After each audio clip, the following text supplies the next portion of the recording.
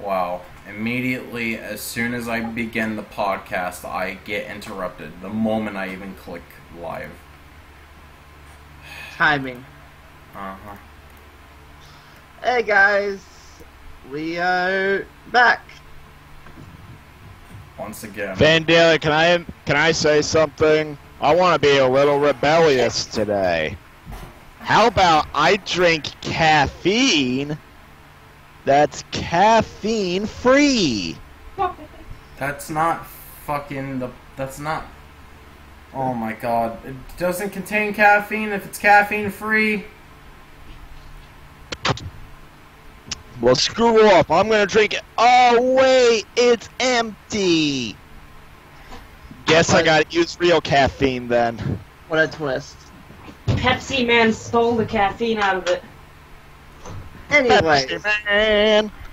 welcome to Talking Time of Caffeine, the podcast where we have no idea what the hell we're doing half the time. At least... All the I time. don't know. But a follow-up of my, we'll follow up of my podcast I did Thursday night. I got a new doctor because my insurance sucks, or my insurance fine, I guess. My old doctor sucks, or their office did. Because apparently, I make too much money now for Medicaid or Medicare, whatever the not old person thing is. So I had to buy monthly insurance. All of a sudden, I got a doctor bill because the doctor don't take that insurance. So I had to pay a $200 doctor bill. What the fuck? Ow. So I'm like, what's the point of having insurance if you have to still pay your doctor visits? That's stupid. So I had to look for a new doctor, and I got one. So yeah, so I'm dropping that. Premier Health brand of doctors because they suck right now. Dr. Luigi? Is he gonna help you? But yeah, I just wanted to. So, I stuck this neck. Do any of you have bad doctor or insurance problems? How I'm would 17. Exactly. How would we know? Oh, good luck next year then. Next year? Why is that? Because you're legally adults, and then that's when you gotta start worrying about. I mean, here's the thing: you don't necessarily have to worry about it on your own. You can still get your mom and dad to help out, but normally you have to go under different plans and other like stuff like that.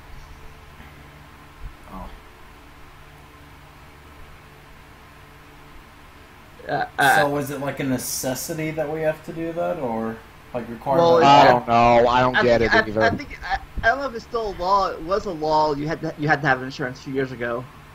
Oh. I know you have to have insurance for sure if you drive. So because I don't drive, I don't have to pay insurance. I thought you didn't have to have car insurance. Oh wait, it might be car insurance, but the thing is, car insurance is very, very expensive for young people, so... It is. I'm lucky I don't have to pay it. Yeah. Well, and I guess Brandon has to, because according to him, he got a car or something. Yeah, I am gonna have to pay it probably. So why'd you get a car? Because layers. With my dad's car, and What? he let me buy it. What'd you say, Brandon? I said it's my dad's car, and he let me buy it from him. For how much? 2,000. That's pretty good, actually.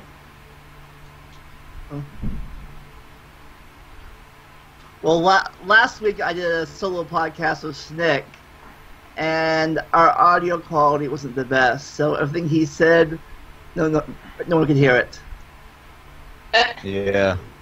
So you want to do a recap? And now that the two of you are finally in, we can finally discuss the topic I had last week proper. Camp stories. I've never been camping, so, yeah, have fun with that. But before we do, you have something to talk about FF12? Yeah, Final Fantasy XII, the Zodiac Age, came out today. And now it's caused a new spur of whining on game websites like GameFAQs. Like, there's all these people saying, "Oh, remember how this caused the downfall of the Final Fantasy series? This game still sucks after all these years. Wah, wah, wah. Wah, wah, wah." Because generally, most people stopped liking the series after Final Fantasy X, at least the die-hard fanboys from the old days. I played 11. I mean, well, 11 and 14, I'm not going to count in this argument because those are MMOs that I've never played. So let's go. So yeah, 12, 13, what? We'll start at the beginning. Okay. FF1. Oh god, here we go. So, instead of KH lore, this is going to be Final Fantasy lore. Goddamn. Yeah, well, the original Final Fantasy came out on the NES in 1987. It was called Final Fantasy because Square was like a struggling company at the time, and they thought the game was going to be their last. I guess they were wrong. Yeah, and then they ended up making a bunch of sequels, though they weren't sequels in the traditional sense. They were all completely separate games and separate universes that basically just built on the gameplay idea. Then Final Fantasy II, what came out in the NES, and there were plans to bring it to the States, but because it was released so late in the NES's life, they just canceled it outright, and which meant Final Fantasy III wasn't released in the US either. In fact, to date, the original Famicom version of Final Fantasy III remains unreleased in the US.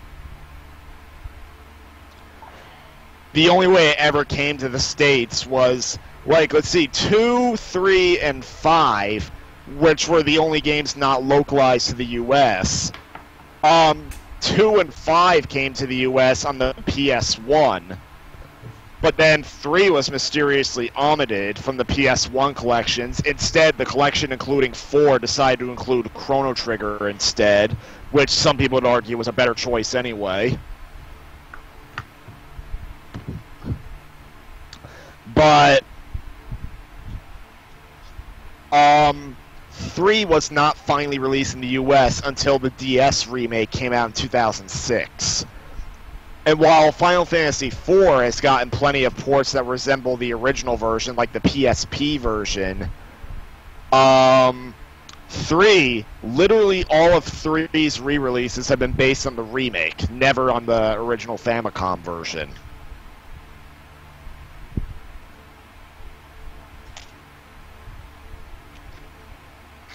And then there's the 4, 6, 2, 3.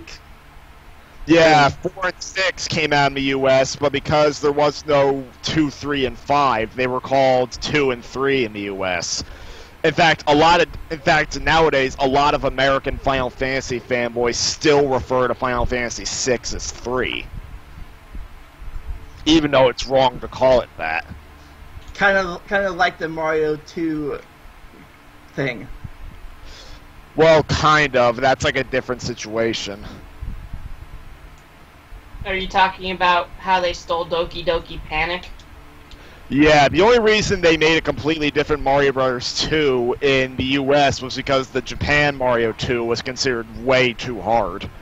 And albeit it is way too hard, especially when the warp zones in Super Mario 1 are actually able to take you farther in the game, yet in Super Mario Bros. 2 Japanese, all of a sudden some warp zones take you backwards into the game. Yeah, so that's why they didn't release the Japanese Mario 2 in the US at first, but then eventually both regions eventually got their opposite Mario 2s. The US got the Japanese Mario 2 as a part of Super Mario All-Stars, with it being known as Super Mario Bros. The Lost Levels. And then Japan eventually got the American Super Mario Bros. 2 under the title Super Mario USA. Wow. USA, USA, USA.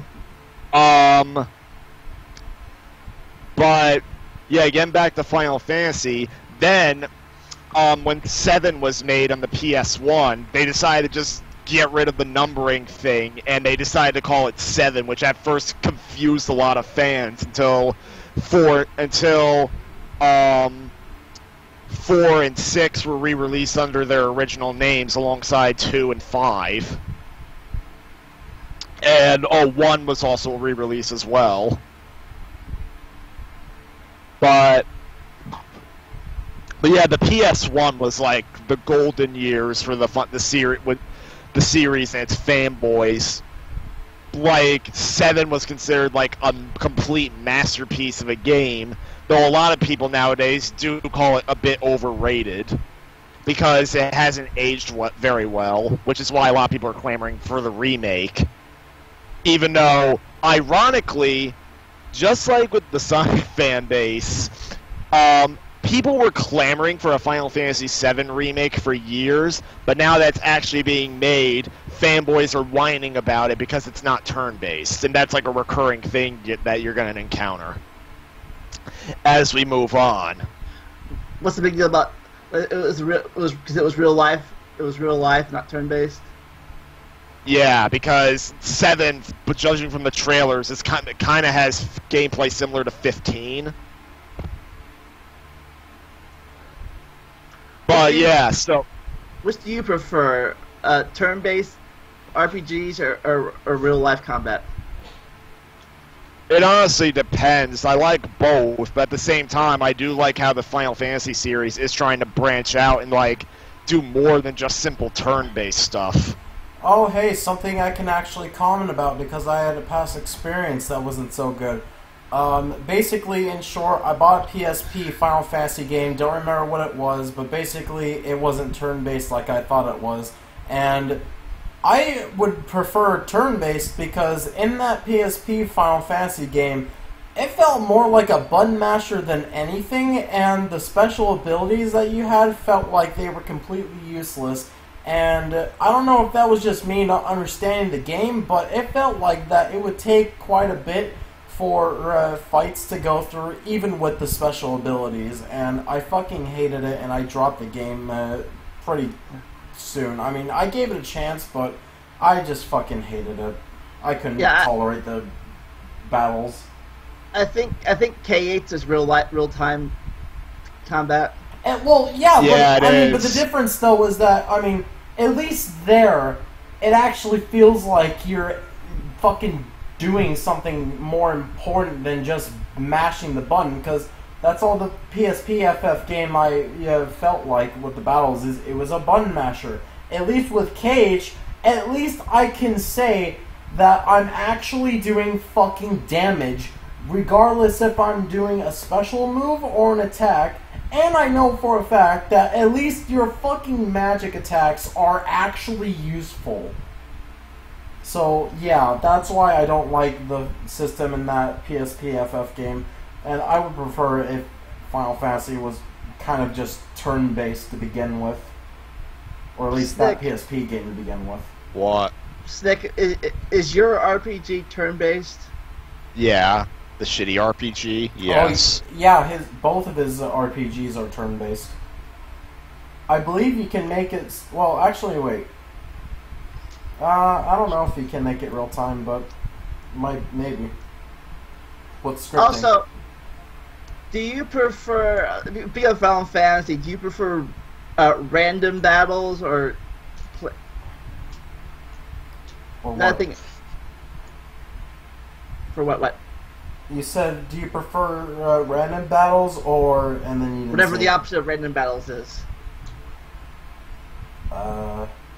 Like how the Pokemon handles some of its battles with trainers? Is that what you're talking about? I have no idea what I'm talking about. But most Final Fantasy games, you walk around and you get random battle. Yeah. What do you... I don't know how to explain it. Schneck, do you know what he's trying to say? Random battles mean you basically are walking across the field and like you don't actually run into enemies, you just randomly enter them. Whereas in some other games you start fights by running into enemies, like in Paper Mario or something like that. Oh, I see. Okay, now I understand what you're talking about. Well, that really depends. I don't remember what Final Fantasy game it was, but I saw footage of one FF game, I think it was on the Super Nintendo, where you actually see the enemies moving at one point, but they move so fast that it might as well be a random encounter. Kind of the same thing with The Legend of Zelda 2 on the NES. That had the same deal. Enemies would pop up on screen, you can see where they are, but they move so fast you basically can't do anything. Therefore, it might as well be a random encounter. But if it's something like Paper Mario, where you can actually see where the enemies are, able to dodge them pretty easily, I guess, and basically know if you want to be in a fight or not, I would prefer that system, but it's a hit or miss because you have to do it right. If it's not done right, then you might as well just make it a fucking random encounter system. But as for what I prefer, I mean, maybe the I don't know what to call it either, but I guess the one where you see the enemies, as long as it's done right, because that allows you to choose whether or not you want to get in a fight and gain EXP, or avoid a fight and really. What? Damn, I was talking. Or... Oh, you guys finally answered. It's been 2 fucking days, but okay. We're in Well, we're in the podcast right now, so you don't want to be in it. You don't want to be in the Oh, God. podcast. So. Oh, well, thank you for letting me know. Well, okay. See ya. I'll call you guys back when you're done with that podcast. Well, anyways, as I was saying, so I like the one where you can choose whether or not you want to get an encounter, because either you can gain EXP or you can avoid a fight in case you have low HP and you don't want to risk getting a game over.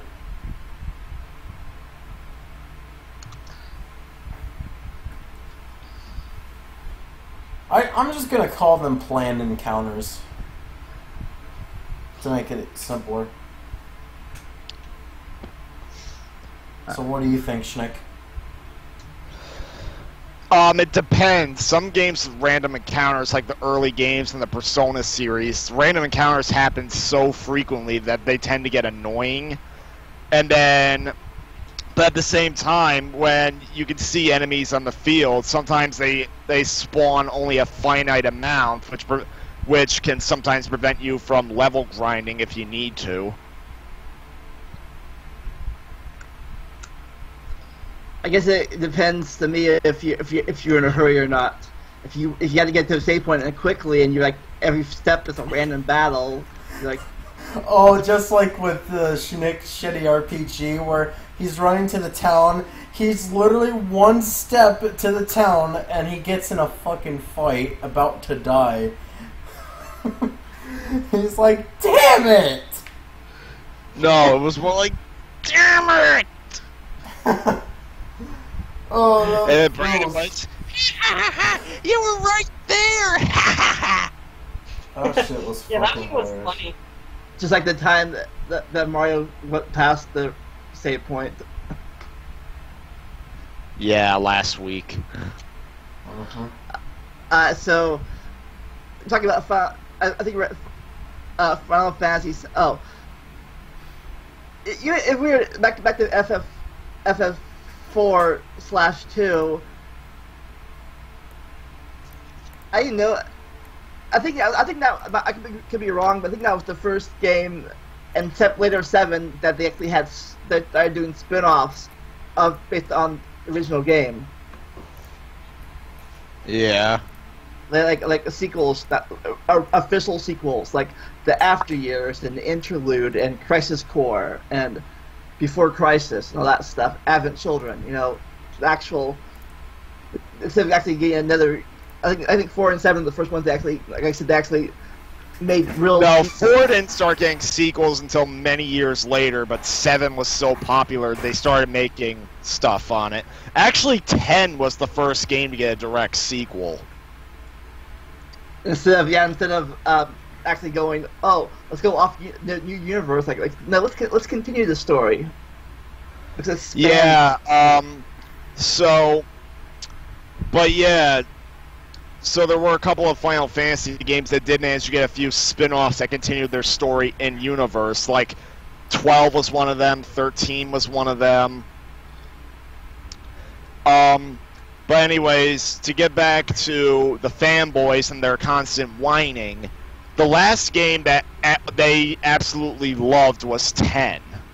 Oh, we're still on 7. We're still on 7-0. Yeah, well, 8. Yeah, so after 7, people found 8 a bit disappointing because of the junction system, but there's still a lot of fans for that. What's the junction system? Yeah. What? What's the junction system?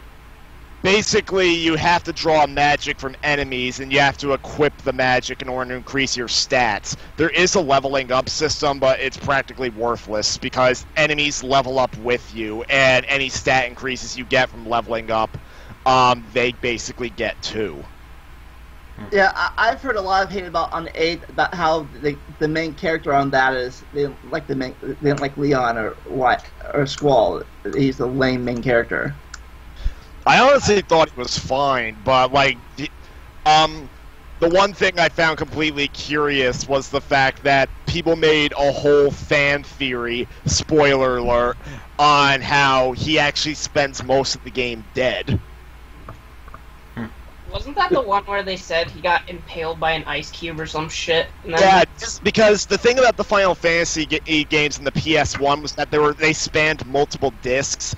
Final Fantasy VII was 3 discs, and then 8 and 9 were 4 discs. At the end of disc 1 ends with a fight against the sorceress, and she basically generates an icicle and impales him with it, and he falls off the parade float they're fighting on, and that's where disc 1 ends. And then when you resume with him in disc 2, they barely bring up that fact, other than when he wakes up in a prison cell, he's like, wait, my wound. No wound? And that's the only time they ever bring it up. Kinda strange. Yeah, so a lot of fans started inventing theories that he spends most of the game dead. Hello, new guy. Hi, new guy. But the thing is, but then later on, a bunch of other fans, as well as I think people who actually worked on the game, later debunked the theory. Oh, but speaking of that, I remember those days where you had to switch the disc out. If you lost the disc, you went. Yeah, you had to do that. Disc 2 is scratched. Can't finish the game. I feel like I think I might have bought a game at one point. I don't know what it was called, but I buy a game, and it was a multi-discer, but it didn't have the necessary discs in order to play the whole thing, so I'm like, well, fuck that. Imagine if the Crash games had been multi-disc games. That would be crazy. There were plenty of GameCube games that were multi-disc, but when they weren't on the PS2 and Xbox. Wow. Well, to be fair, I mean, the GameCube discs are like fucking tiny as shit.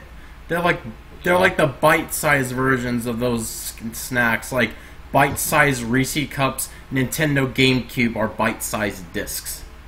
Yeah, they are. They can at most hold a gigabyte, and that's it. I mean, don't get me wrong, games on there can still look good.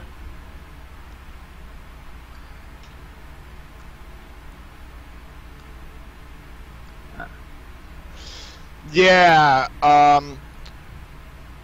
so that was the whole thing, with multi-disc stuff, and then, of course, I mentioned Final Fantasy VIII and, like, all the fan theories.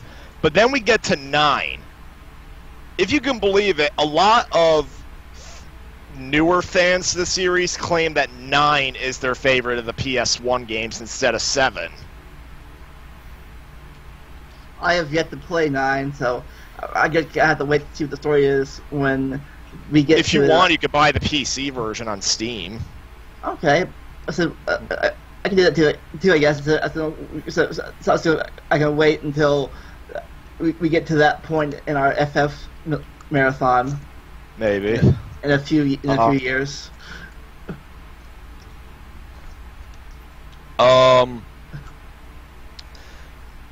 And though, unfortunately, while 9 still sold enough copies to make the greatest hits, I think it's sold the least out of the 3 PS1 games, mostly due to the fact that it came out just after the PS2's release. 10 was the first PS2 game, right? 10 was the first PS2 game. And- Also, 10 was the first game to feature voice acting. Oh, and 10. I think 10 was also the last SquareSoft game. Yeah, 10 was... No, actually, 10 was the last game in the Final Fantasy series to have the name Squaresoft in the box. But if you can believe it, KH1 was the final Square game, period, to have the logo on it. Really? Yeah. Is then the merger happened. Yeah, and then Final Fantasy X-2 was the first game in the series to have the Square Enix logo. Have you ever played any Enix games?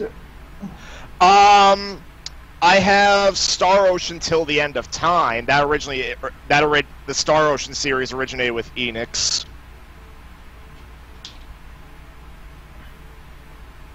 Was FF10 and 10-2 the first 3D model FF games? Well, 10 was the... No, see, the thing with 7, 8, and 9 is that there were 3D character models on kind of pre-rendered backgrounds, kind of like the Resident Evil games, where it's almost like they're walking on a 2D background of sorts.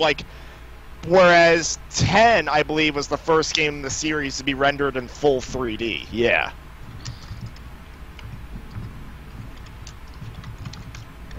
I have a question. What? So, when do you think the Final Fantasy series should end? Honestly, I don't even know if it has to end. Here's another question. So, If anything, it could take a break for a while, but yeah. So here's another question. So, spanning all the Final Fantasy games, are they all like one huge story, or are they multiple stories? No, each numbered entry is its own separate universe. There are some Universe? there are Yeah, some, there are What? some fan theories that they're connected somehow. There's some timeline. There's it's not canon. Yeah, like in Final Fantasy X, it's rumored that a character in Final Fantasy X called Shinra was the one who would later go on to create the Shinra Corporation in Final Fantasy VII, though obviously they probably only used that name as like a fan tribute. And but yeah, all the numbered entries in the series exist in completely separate universes. And there are a few numbered entries in the series that do get their own standalone sequels. Like 7 got a whole series based around it, like Crisis Core, Final Fantasy VII, Dirge of Cerberus, Final Fantasy VII, Wait, Crisis remake. Core. I heard that before. I think that's... Wait, is Crisis Core Final Fantasy VII the PSP game I was talking about? Possibly. Yeah. It's a I'm gonna go prequel. check. I'm gonna go check right now. Now it's bothering me. Yeah. Then Final Fantasy IV got a sequel called The After Years, and then 10 got a direct sequel called 10-2. 13 has a whole trilogy based around it. 12 got a direct sequel on the DS. And there's been talk of 15 possibly getting a spin-off or sequel. And then 11 and 14 had some expansion packs. Yeah, 11 and 14 had expansion packs.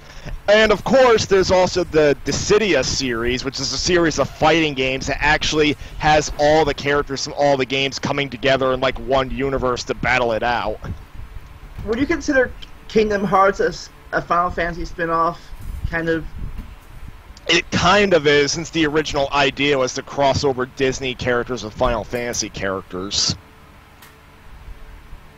I think the earliest they've gone so far is 6, right? They haven't got anything earlier than 6. Yeah, the earliest they have with Final Fantasy characters is 6. Like in the first game, they had Cloud, Yuffie, Sid, and Aerith from 7. They had Squall from 8, and then they had Titus and Waka. No, they had Squall and Selphie from 8, and then they had Titus and Waka from 10. Then most of those characters came back in Cage 2, and then some additions include Tifa from 7, Setzer from 6, Vivi from 9, Cypher, Fujin, and Raijin from 8. The girls from 10 too. Yeah, Yuna, Riku, and Pain from 10 too, even though they're depicted as fairies, whereas they weren't in the original game. Then again, Titus and Waka and Selphie were depicted as like very young compared to their actual counterparts. Chibi form, and then I guess next. I got Sephiroth from Cage 1 and 2. He's from 7, and then what did they have in 2? Oh, and let's see. Birth by... I guess that's it, unless I missed... Oh, wait, they also had Auron from 10. Oh, yeah. Oh, yeah. And then... let's see. Birth by Sleep only had... Let's see. The spin-off games mostly lacked Final Fantasy characters, with one notable exception. Birth by Sleep had Zack from Crisis Core. Yeah. And then Cage 3D had a bunch of characters from a completely separate Square game, The World Ends With You. I checked that out on a Let's Play. Actually, it's pretty interesting. Yeah. I know that in Birth by Sleep, they originally wanted Laguna from 8 to be the announcer for the Mirage Arena, but then they decided to instead include him in Dissidia, in the Dissidia sequel for the PSP.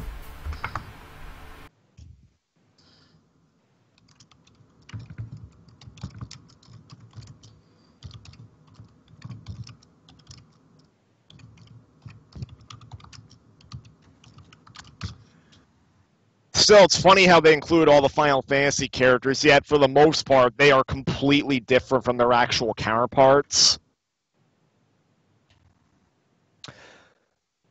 What's funny is that I think the one that's one of the more accurate ones is Squall, because Squall was only a teenager in 8, but he's depicted as like in his late 20s in the KH series. You can kind of argue that that matches up with like an actual timeline. Like during the events of Birth by Sleep, he would be the age he was in 8, and you could say maybe as a member of Seed, he was like part of like a defense force for Radiant Garden, and then when it fell to the Heartless, he became ashamed of himself. Yeah, I always wondered if the event in between the events of Birth by Sleep and the fall of Radiant Garden, maybe F7 took place in the universe. Yeah, well, Zack was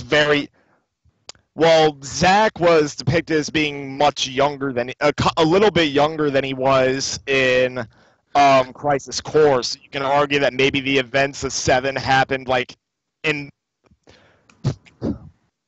Maybe you could argue the events of 7 happened in between and Crisis Core. Then it's also funny because in 8, Squall and Cypher were like big rivals, whereas in Cage, 2, Cypher is depicted as like the leader of the Twilight Town Committee, and he's like completely unaware of Squall's existence, despite the fact he has the same scar that Squall gave him in 8.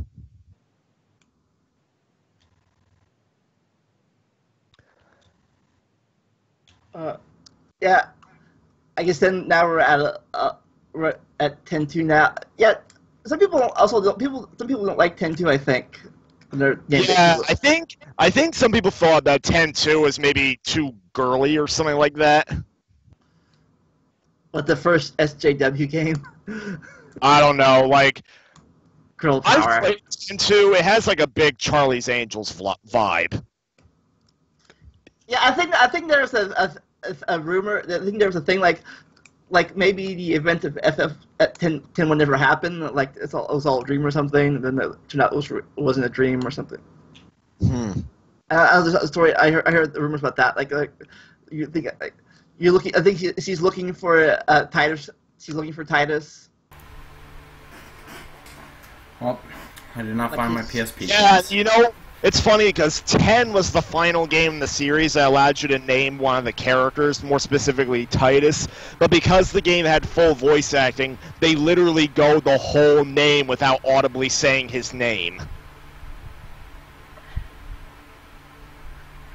Oh, then there's the other FF controversy, the naming thing. You know, how you pronounce the names.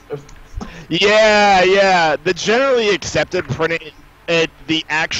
generally accepted pronunciation of Titus's name is actually Titus, since it was pronounced like that in KH1 as well as the Dissidia games. But it's funny because in KH2 it's actually pronounced as Titus the one time his name's uttered. I think that started all the way back in FF7. Tifa, Mako, whatever, all these different names. Yeah. People are arguing though. Whatever way I want. You ever got in an argument with people like? You ever got in an argument with? I remember I used to pronounce. If you could believe it, I actually once mispronounced retro as retro, and my sister and her friends made fun of me for that. They did. Yeah, they did. That's not cool. They started calling me stuff like Mr. Retro. Wow. I've seen a guy on YouTube mispronounce orichalcum. It's orichalcum or something like that. I think I used to pronounce orichalcums as orculums. Yeah, that's what he said. That's what he said.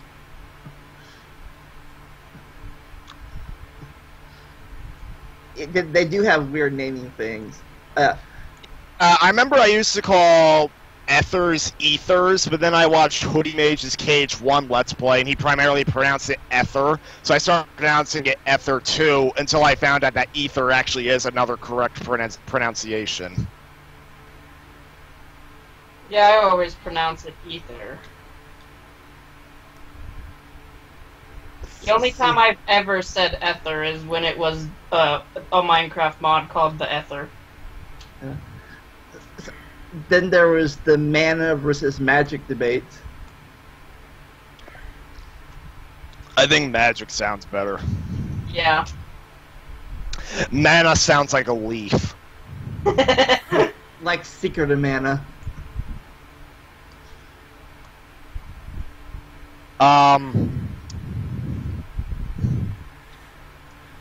But so yeah, that was.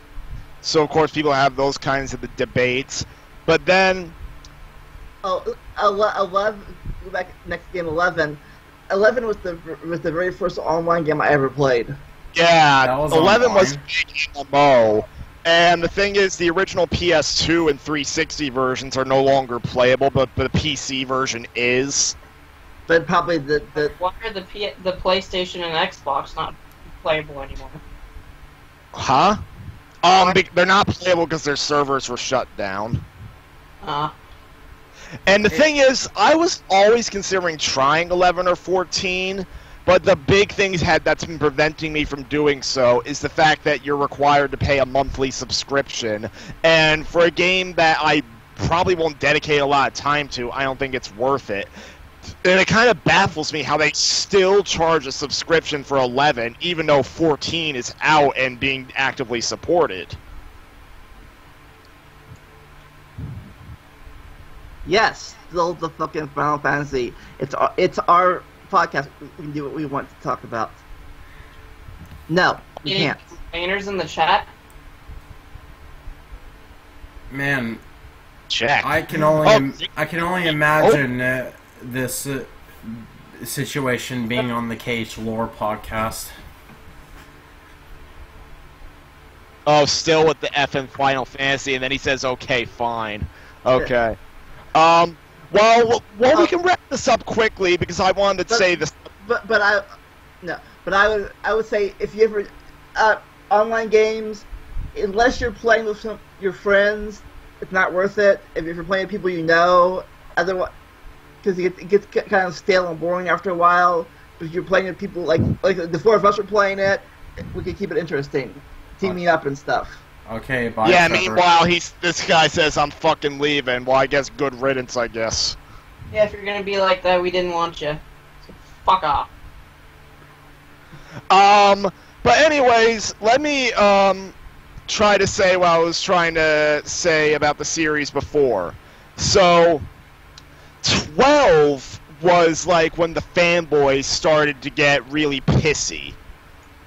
And then 13, and it only got worse with 13 and 15. I'm not going to count 14 in this because that's another MMO, and like there seems to be like a separate crowd for like 11 and 14 because of that. I mean, I know that 14 had a disastrous launch. So much so that they had to completely rebuild the game. Your original Hawk, the original was on Nintendo.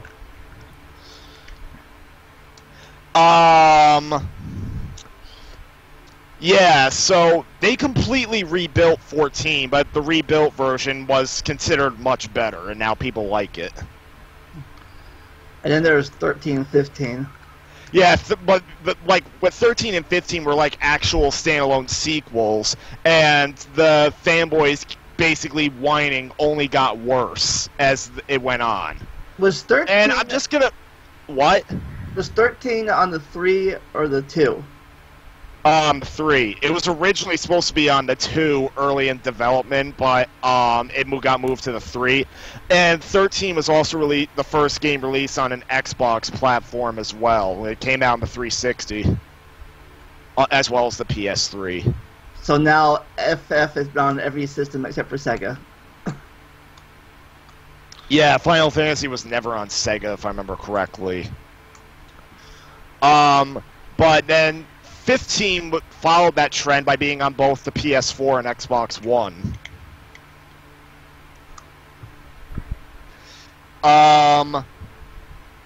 But yeah, I just want to summarize my thoughts on what I personally thought about 12, 13, and 15, and what I think of the fanboys' opinion. I'll start with 13. 13, I kind of agree with what the fanboys were saying. 13 was super linear for most of the game. Like, it literally felt like 10 was very linear as well, but at the very least, you felt like you had, like, some degree of exploration, whereas 13 literally feels like it's on rails for the majority of the game. And I'll also admit the story of 13, while it gripped me the first time I played it, I'll admit there's quite a few silly things about the story now that I realize it. And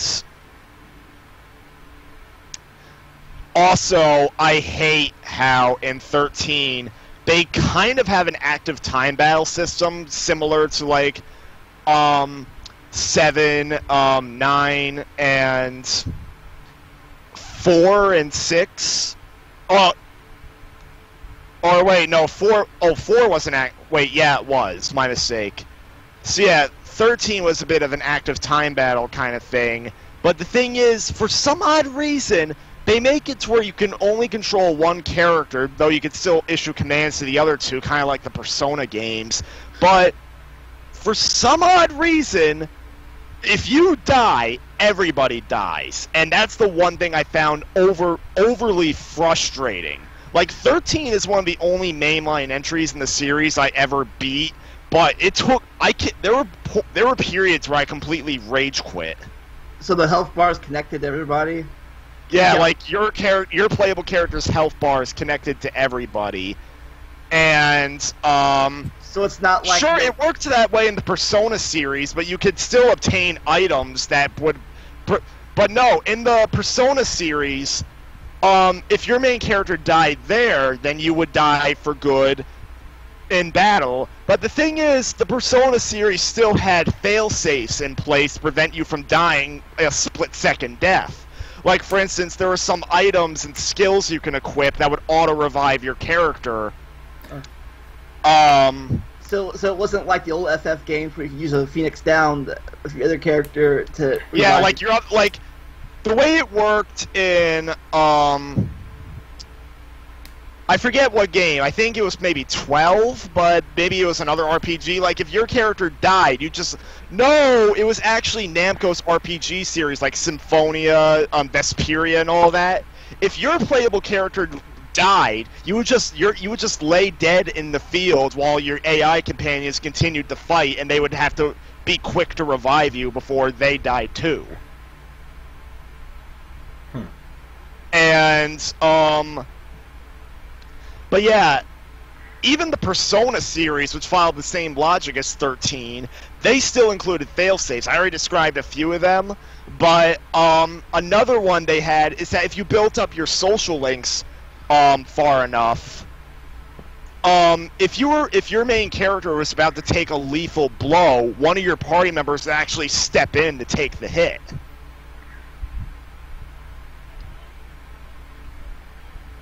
But in 13, there are no fail-safes. If you're, like, literally, if an enemy you're fighting decides to be a douche and focus exclusively on your playable character, whereas your other two characters are fine, you just watch in horror as because your main character dies, the other two just crouch down and weep, saying, "No, our leader's dead, wah!" And to me, that makes no sense in 13. Does that really happen? Yeah, like, in 13, like, because your playable character if your playable character dies, everyone just, your AI companions just surrender, and then you have to restart the whole battle. And wow. that kind of thing made me rage quit 13 on more than one occasion. I still liked 13 better than most people did, but I definitely understand why a lot of people didn't like it too much.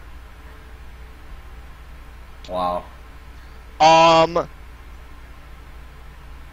Then 15, I know that the story didn't exactly get a whole lot of praise. I didn't play through in the entirety of 15, so no spoilers. All I know is that, you remember how I said 10-2 was a little bit too girly?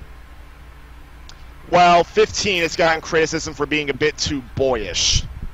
Boyish? Yeah, because literally your entire party is nothing but men. And, well, then again, that was the entire point of the story. Like, it's supposed to be, like, this group of 4 male friends and their, like, coming-of-age story. Was that Anita Sarkeesian saying that? I don't remember Anita making comments about 15, but there were definitely SJWs commenting on the lack of playable characters in the game.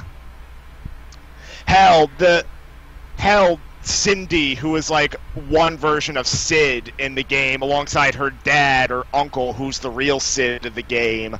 There was complaints from SJW saying she was too sexualized, and then Square apparently caved into their demands and offered to tone down her sex appeal until the final game, where they just left her as is.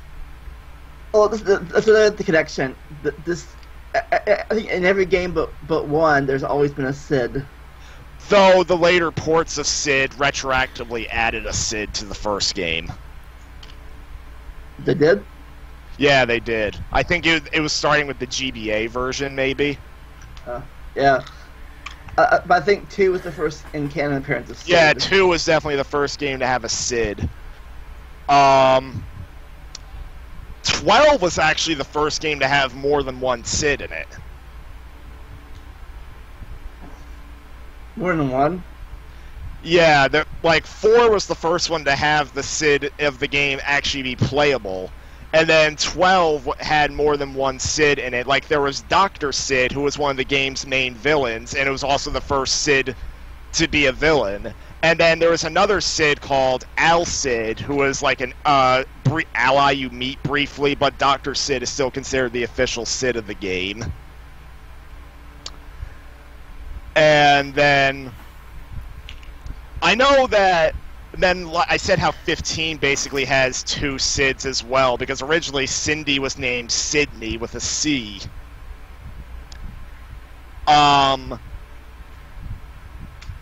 And notably, that's the first time you... And since Cindy basically is a version of Sid, especially since she's related to the actual Sid of the game, she would be the first Sid that's a woman instead of a man.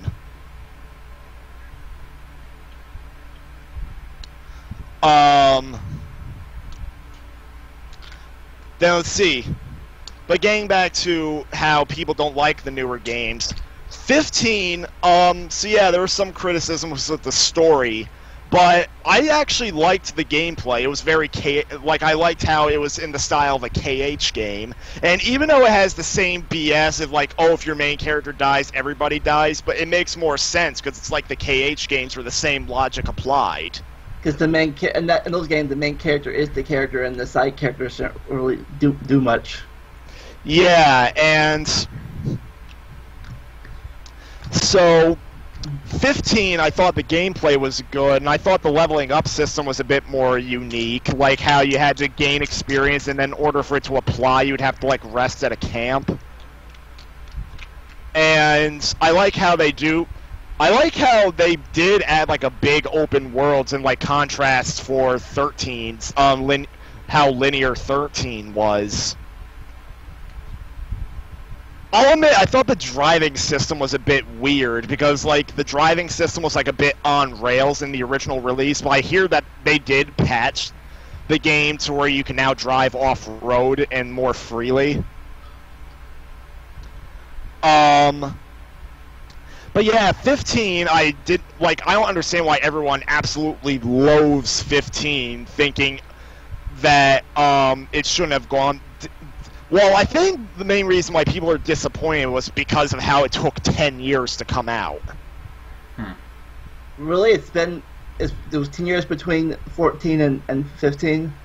No, basically, 15 started life as a spin-off of 13 called Final Fantasy Versus 13.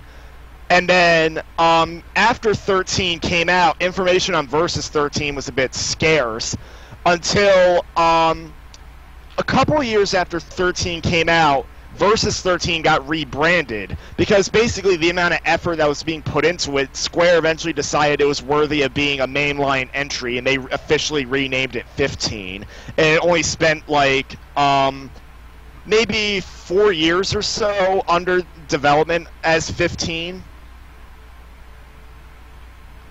Because by the time it was renamed, 13 and 14 were already out.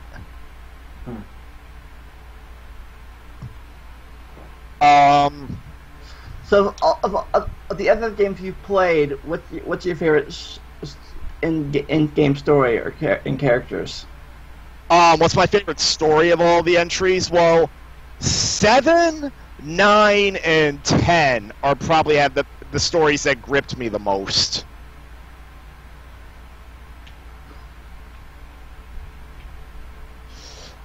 Seven was the first game in the series I had ever played.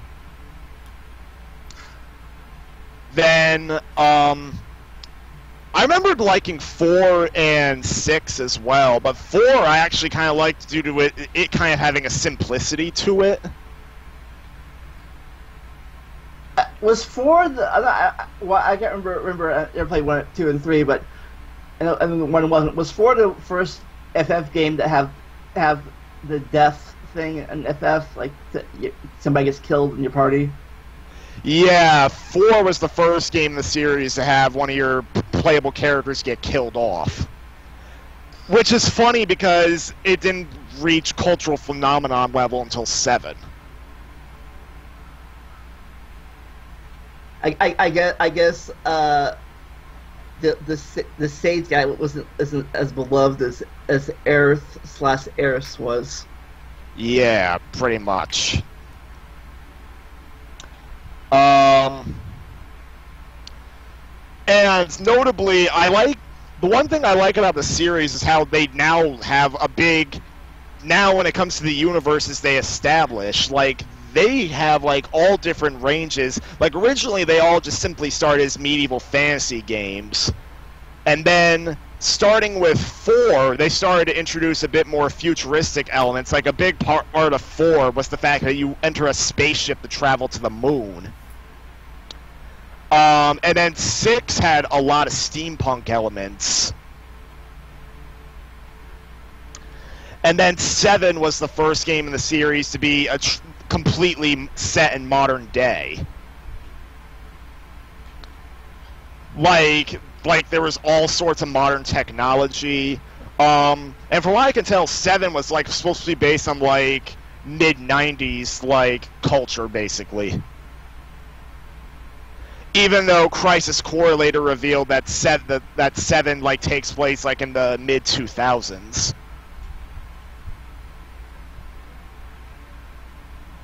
Can I say something that's somewhat off topic but somewhat on topic? Yes. So I'm seeing an Arby's post that says that 3. I can't read numerals that well. 3, 6, IX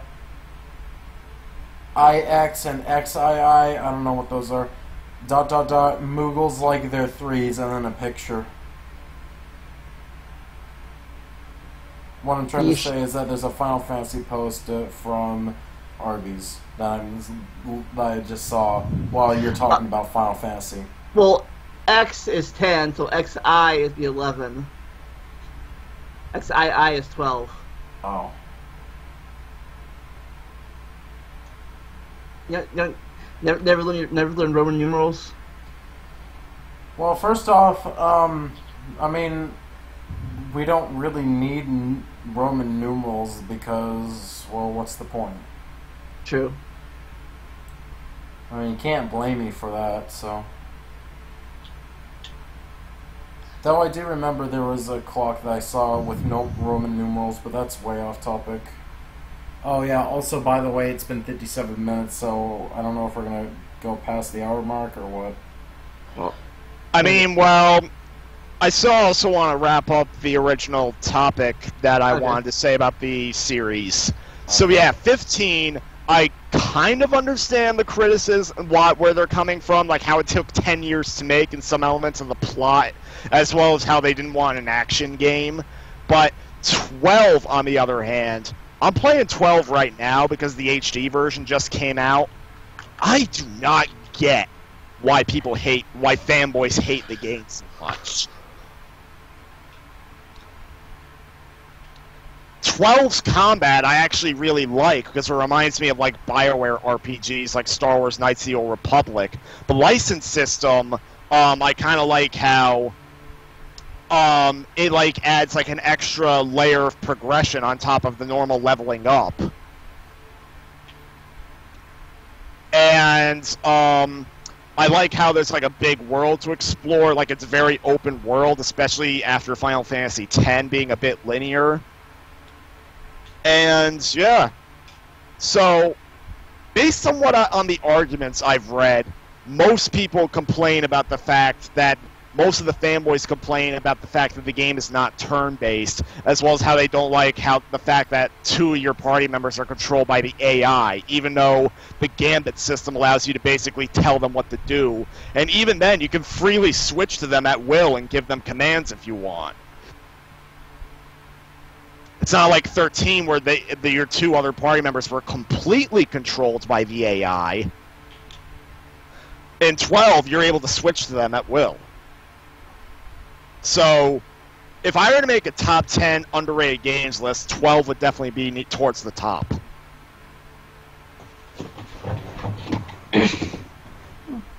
So, what we're saying is, check them out. Give them a fair shake. Make your own opinions. Don't listen to reviews. No, reviews from critics actually give a lot of high scores. It's the fanboys that freaking don't like it. Oh, fanboys are always. Yeah,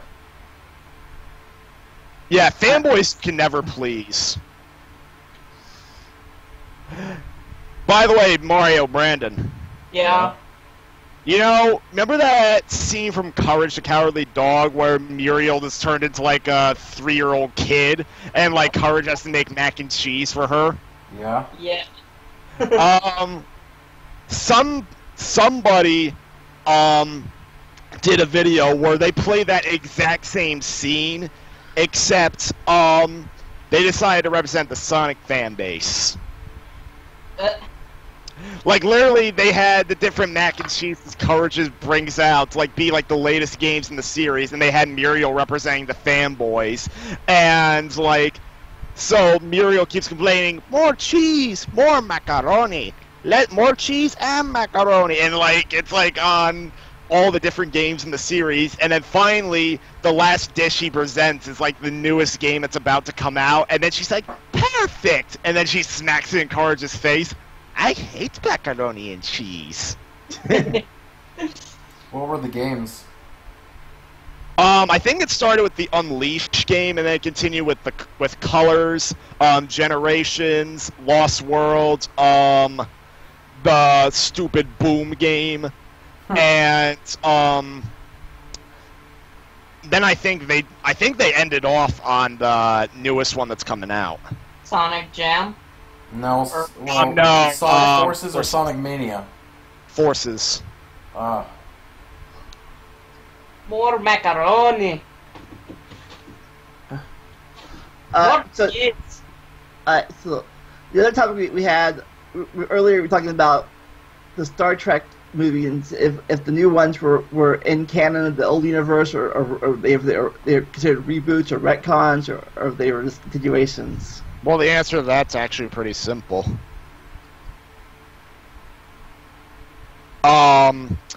It's established in Star Trek 11 that the events that the whole reboot movie series was caused by a change in the timeline. In fact, the original Spock was brought into the new timeline by accident, and he appears in Star Trek 11 and Star Trek Into Darkness. And then when the actor Leonard Nimoy died,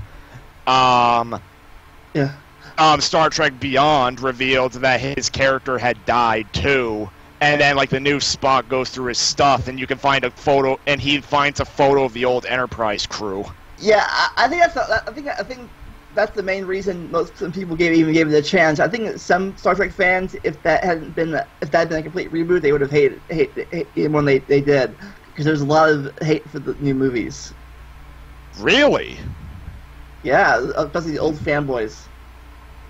It's always the fanboys. It always goes back to the fanboys. Because they're like, there's only one. They're like, there's only one Kirk, and that's William Shatner, or something like that. And it's funny because they do a perfect passing of the torch by having the original Spock there. As I said, I think that doing it that way saved some face, because it wasn't hey, everything you ever knew completely gone, boom, like in the 3 Spider-Man reboots they've had so far, or Fantastic Four, like the movies you got so the movies you've been so invested in didn't happen, whole new universe. Yeah, I know that a lot of people wanted the Sam Raimi series to continue after the Amazing Spider-Man movies, and I think there's still people that want that with Spider-Man now being in the Marvel Cinematic Universe. I saw Homecoming yesterday. It was pretty decent. No spoiler. Yeah. I'm not gonna spoil it, but established they're in high school still, so it's like. Vandalia, I was reading somewhere that for the Homecoming sequels, supposedly they want to make it structured like the Harry Potter movies, where every sequel covers another school year for Spider-Man. The girl that plays MJ has been in a few Disney Channel shows. Yeah, she was. Like I didn't know she was MJ until the end of the movie. Like. Well, yeah, it's because she said her name is Michelle, but then later on at the end she reveals that she has a nickname MJ, even though the producers claim that she's not Mary Jane Watson, but the nickname is supposed to reflect how she's a similar character. Oh, and the spoilers: the final Easter egg sucks. Oh yeah, the post-credit scene, how Captain America, spoiler alerts, makes fun of people who waited to the end. He does. Yeah, like basically he's like throughout the movie, like when Peter Parker's in high school, like they play a few PSAs from Captain America. And then at the end, Captain America comes on screen, he's like, "Today I'm going to teach you all about patience. Sometimes patience really pays off, but other times you really need to feel like you really need to think about how you spend your time."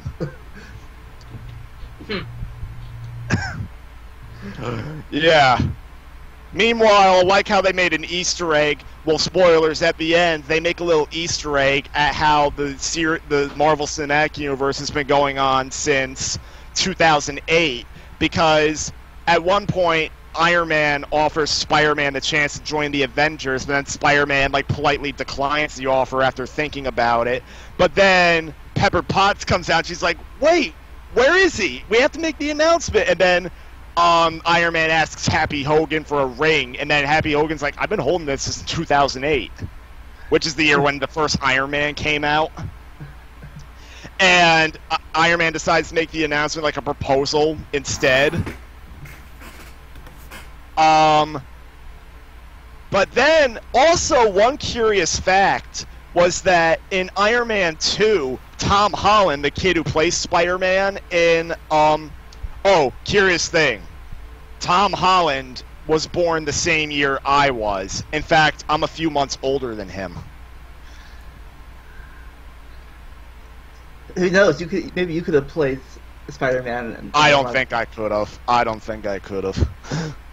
But it just feels kind of strange how the child actors of today, like the teenage actors of today, like how I'm starting to get older than a lot of them.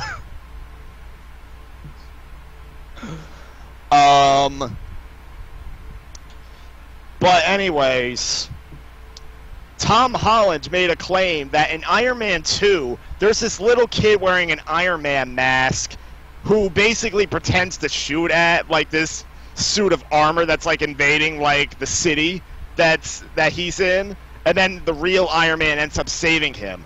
Tom Holland made a claim that this kid was a young Peter Parker. Yeah. And later on, the director of Spider-Man Homecoming, as well as the president of Marvel Studios, claimed that this was indeed the case. So retroactively, Spider-Man was introduced in the Marvel Cinematic Universe much earlier than we thought.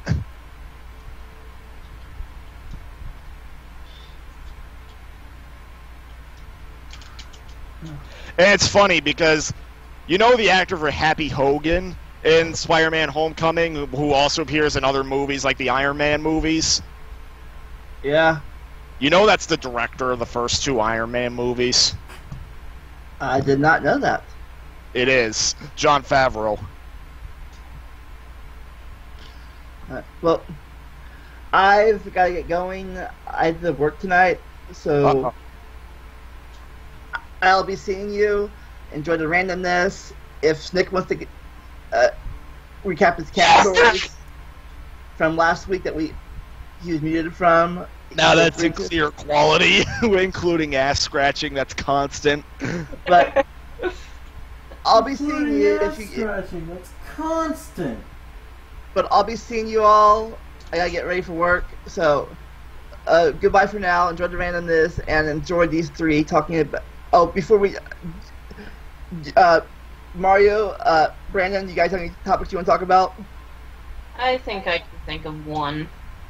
I don't think so. Alright, well, Brandon, enjoy your topic. Nick, your topic. All right.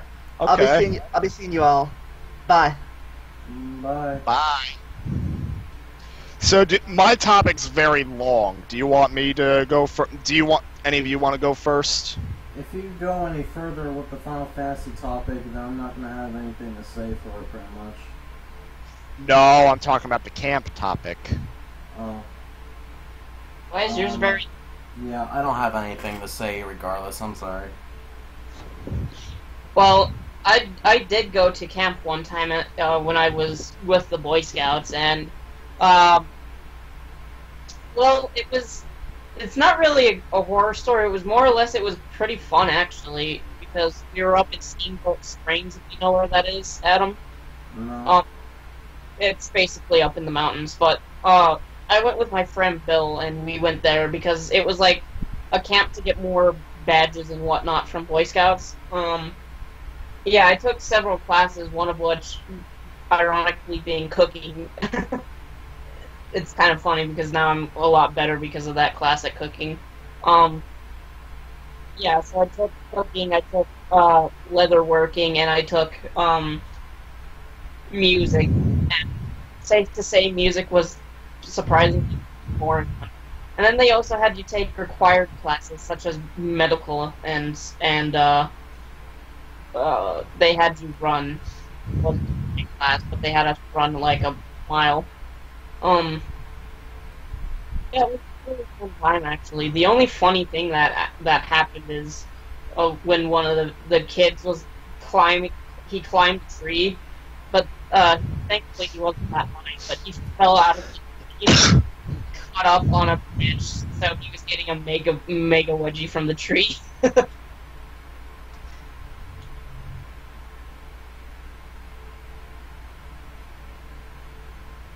That's like the only thing that's ever happened at camp to me, so yeah. I have a lot of camp stories. Oh, jeez. Might as well just tell the best one. You want? Oh my god, I think there's way too many best ones. You care to hear? Sure. Sure. Alright, so... First of all, when I originally started going to camp, I was originally going to, like, day camps. There was a day camp I went to at the resort area that I'm going to be helping out at next week. And there was also the camp that was featured in the RPG Maker 3 game. Oh, Camp, God. whatever you call it, like evil. Yeah, evil camp.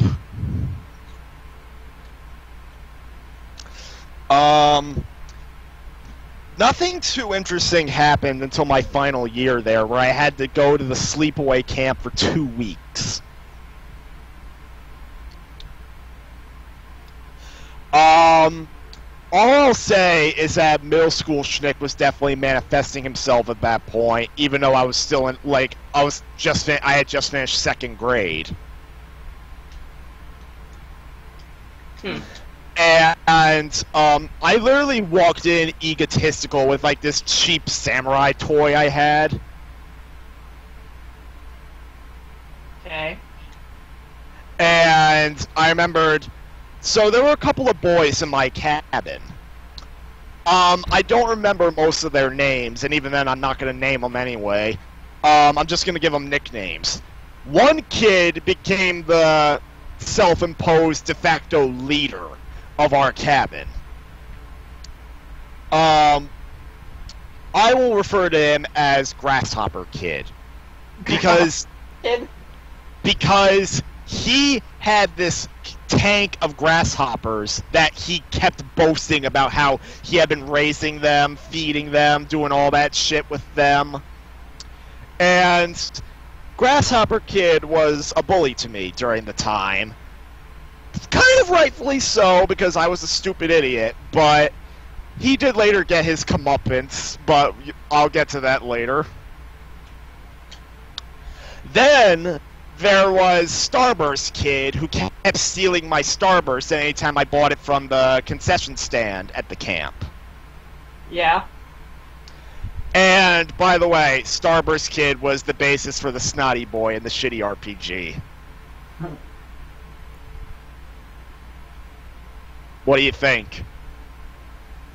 Well, Wow, that's all you gotta say. Starbursts. basically, No, literally, there's one point that there were shitty shitheads at that place. Literally, it sounds like literally one line in the shitty RPG. The Snotty Boy says, "Now you gotta give me Starburst." Why? By the way,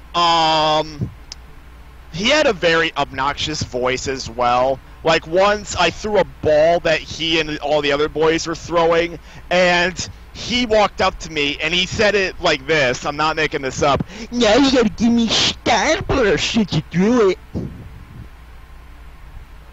Like, literally, try to imagine, like, a dumb boy voice, like, "Now you gotta give me Starburst since you threw it."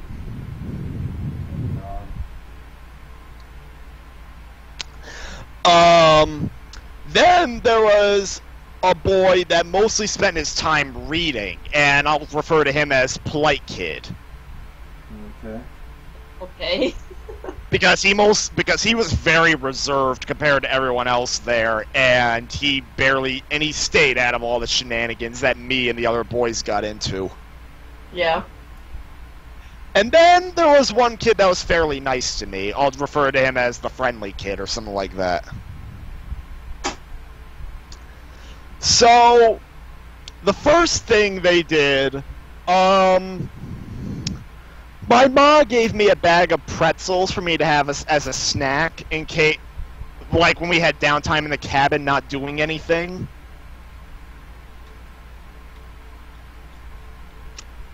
The Friendly Kid saw I was eating some pretzels, and he asked if he could have one.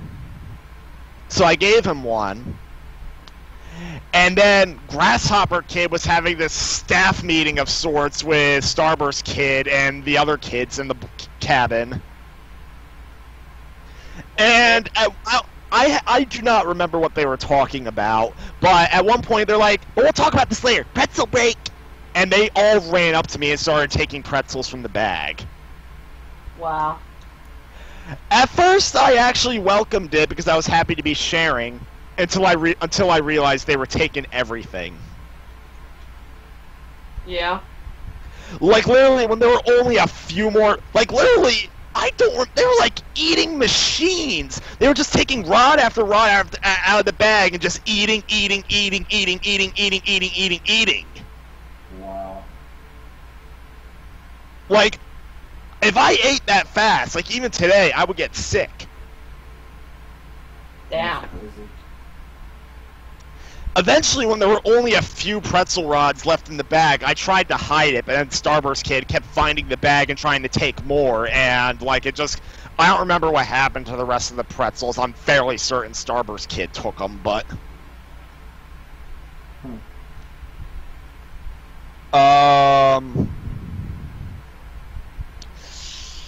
But, yeah, that was the first notable story. Then... Trying to recall other stories. If there were any I missed, you would have to watch last week's I would have to or you or anyone else would have to watch, or even me would have to watch last week's podcast and try to figure it out. But the next notable story I remember was I don't remember if this was. One story was when I went to the concession stand. We were allowed up to $2. We had to ask for $1 or $2 to go to the concession stand and buy ourselves like a snack or something. Everyone except me asked for $2. I asked for $1 because I thought I was going to be able to buy both a Pepsi and a popsicle with just one. But it ended up being either one or the other, so I went with the Pepsi.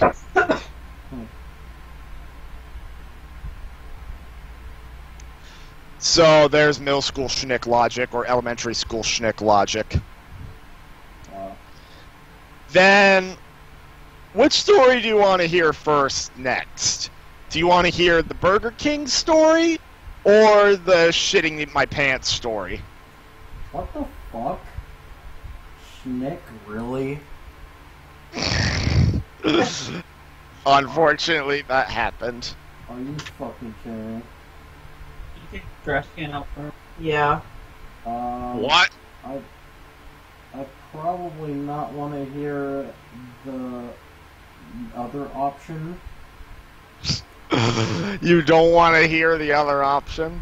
No, I already heard the other story that you told when you were a kid and you fucking had problems with your goddamn babysitter. That was fucking a bit of TMI. Now, this, what you're fucking wanting to describe, is so fucking TMI to me. What's TMI mean? Too Too much much information. information. Too much information. So you don't want to hear that story because I told it in full on the last podcast. What?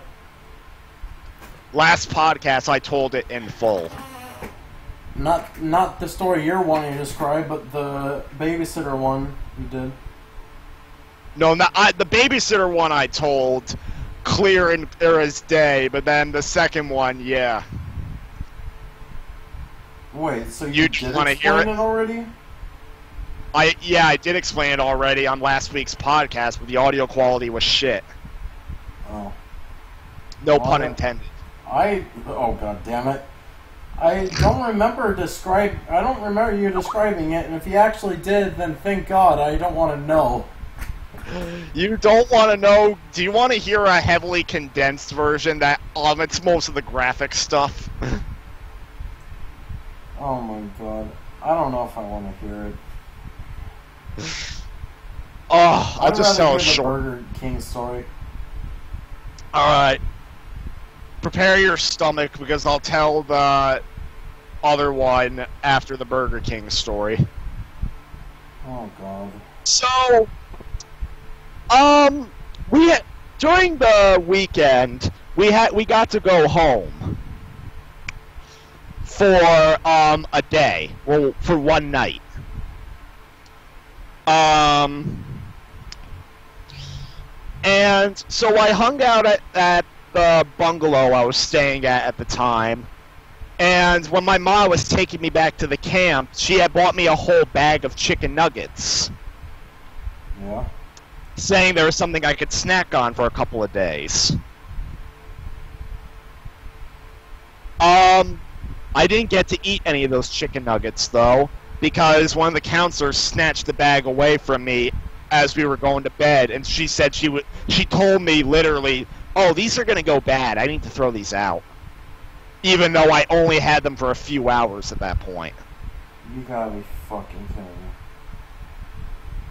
me. Yeah, and it's also these counselors' fault, among other counselors, for story number 2. No pun intended. God damn it. Ow! Hogwarts! So,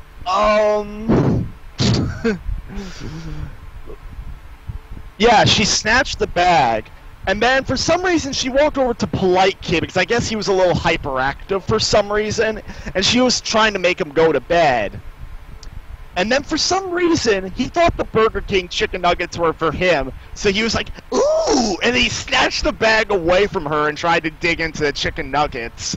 And then she quickly took the bag away from him and then started walking outside to go dump them. And then, I don't know why, but the way he snatched the bag away got me laughing hysterically.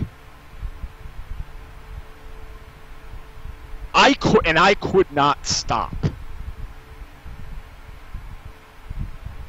Wow. The Grasshopper Kid was getting super pissed off at me because he apparently wanted his beauty sleep, pretty dirty dur.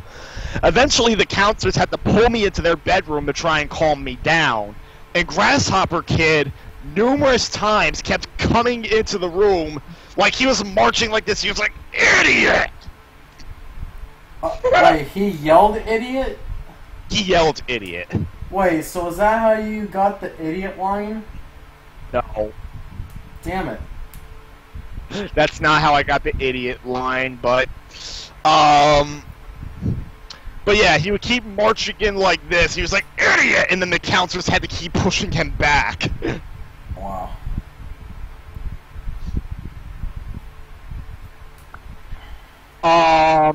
But eventually I did get to calm down after they pulled me outside. They gave me a bit... They didn't give me a talking to, but they were like trying to calm me down as best as they could given the circumstances. But yeah, that's the Burger King story. Because that's the thing. When something, especially when I was a kid, but sometimes even today, if something gets me laughing, I will not stop laughing by just thinking about it.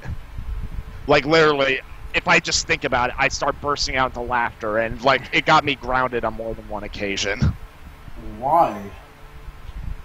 Because I would not stop laughing, and Oh, you I was couldn't like, stop yourself. I was being a disturbance, basically. So basically, shit happened because you got Burger King chicken nuggets, and you said they were thrown out? They were thrown out, yeah. Yeah, after like having them for how long? Only a few hours. And all because the fucking counselors said, oh, this is not good anymore. Yeah. So wait, I'm confused. So what did Grasshopper have to do again? Grasshopper Kid was trying to get me to shut my mouth. Like, he basically kept coming into the room to beat my ass, but the counselors had to keep stopping him. Because why? Because my laughing was so loud that he couldn't get his beauty sleep. Wait, okay, now I'm lost. What? This was at night. We were about to go to bed. Yeah, but what made you laugh, though? The counselor that took the chicken nuggets away walked over to Polite Kid, who refused to go to sleep, and he thought the chicken nuggets were for him, so he went, ooh, and he snatched them away, and he had like this stupid look on his face, and something about it made me laugh. Oh. So then the chicken nuggets weren't yours, they were someone else's? No, they were mine. Okay. But he thought they were his. So when the counselor was walking away to throw them out, she stopped to walk over to him to make him tell him to go to sleep, and he thought the nuggets were for him, so he took them. And then she snatched them away and proceeded to go throw them out. Oh. Okay, and I guess you weren't even pissed about that at all? Oh, I was pissed, but then him snatching them away made me forget about it because I thought it was too funny. Oh. Okay. And let me try to tell a clean version of that story. Oh no. Basically, so I didn't have a chance to go to the bathroom. And I asked if I could go to the bathroom as we were walking to go see a military demonstration. The counselors told me no. Literally, all we had... I don't remember exactly what it was we were watching, but if I remember correctly, all we were doing was watching all these older young adults in uniform spinning rifles. Fake rifles. Okay. We had to watch that for like an hour, maybe 2 hours, and they would not let me go to the bathroom at all during it. Why, though? Because I had to watch them. Well, like... Well, I don't understand. What was their reasoning for not letting you go to the bathroom? Maybe it was because they didn't want me going off on my own, but also at the same time they felt I had to be polite and watch the damn show. Did they... Wait, okay. Did they ask if anyone had to use the bathroom beforehand? Nope. No? Are you Nope. serious? That's stupid. You shouldn't fucking assume that, oh, nobody has to use the bathroom, it's fine. And even then, I'm pretty sure there were at least, like, counselors there. I mean, were there more than one? Yeah, there's 2 for us. So then why couldn't one of them just take someone? I don't get that. I mean, were there at least bathrooms there? Ask them. Travel to that camp and ask them. Were there at least bathrooms there, like porta potties or actual public bathrooms or what? No, we were in an actual building. So there had to have bathrooms. A bar, all the whole 9 yards. Like, there was definitely bathrooms in there, and they would not let me step out. Well, then those counselors are not responsible. Yep. So so we get to the period after the show, and of course they make us stop at the concession stand before we can go back to the cabin, and all the kids take their sweet time. I decide to buy something too. Vandalia wonders how old you were at the time. I had just finished 2nd grade. I was only 8 years old. 2nd grade at... Okay. Well, 2nd grade at 8 years old? Really? That's where you would be at 8? No, you would be 7 going on 8 going into 2nd grade. And I had finished 2nd grade. Well, no, I meant like that would be the grade that most people would be at during that age? 8 years old, yeah, they'd be either finishing up 2nd grade or going into 3rd grade. I felt like I was older than that. Wow. You've always said that you were super autistic. Maybe that was why. Well, I mean, I don't think I could have been that old going into preschool or 2nd grade, but continue. Well, maybe it's because of the way maybe it's because different states handle school differently, but then that's how schools in my area handle it. Well, all I can tell you was that apparently I was old enough to vaguely remember what preschool was like. Here's the thing, preschool, you're like 3 or 4 years old in preschool. You can remember stuff at that age. Well, I remember how fast days would fly by. I can tell you that. I remember a lot of things from preschool, but that's a story for another podcast. Vandalia was 5 when he was in kindergarten, or started kindergarten. Yeah, so was I. So anyways, everyone takes their sweet time at the concession stand, and literally as we're walking back to the cabin, to make a long story short, it happened.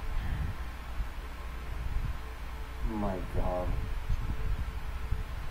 I lost a pair of underwear that day. I still want to make a comment about this, but oh my fucking god, this is real cringe for me. I was pretty sad because it was the only pair of underwear I had that was colored red. All my other underwear was colored gray and black. I'm really sorry. This is making me cringe so fucking hard. Harder than I probably ever cringed before. And the counselors denied all responsibility. And now I'm pissed off. And cringing.